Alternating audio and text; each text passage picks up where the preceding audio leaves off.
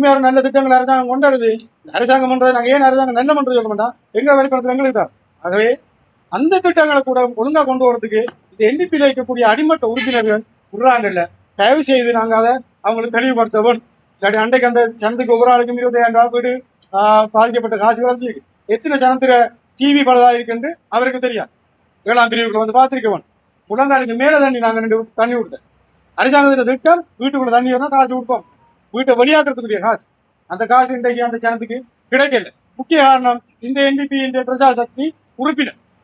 தயவு செய்து நீங்க ஏற்றுக்கொண்டே எதிரும். ஏதாவது நாங்கள் நேரடியாக காணக்கூடிய அந்த GST கேட்டாப்புல DST கேட்டாப்புல சொல்றாங்க எங்களுக்கு ஒழுங்கான முறையில் பதில் கிடைக்கல. என்ன காரணம்? பிரஜா சக்தி உறுப்பினர் சொல்லிக்க எங்களுடைய ஏரியா பாதிக்கப்படலை.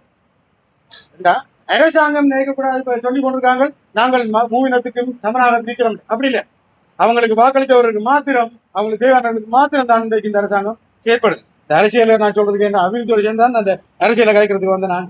அடுத்தது முக்கியமான விஷயம் என்னென்றால், நாங்கள் எப்படியும் இந்த அம்பாறை மாவட்டத்திலிருந்து வர எங்கள் பிரதேசத்தை பார்வையிடுற அந்த அரசு அதிகாரிகள் சரி, அடுத்தது வரக்கூடிய அமைச்சர்கள் சரி, உண்மையிலே எங்களோட பிரச்சனைகளையும் அவங்க கேட்க வேணும். கேட்க வேண்டிய கடமையில் அவங்க இருக்காங்க. கட்டாயம் கேட்கணும். முடிந்த அளவு நீங்கள் கட்டாயம் அவர்களை சொன்னுங்க எப்படி ஒரு சபையில கலைக்கிறாங்க.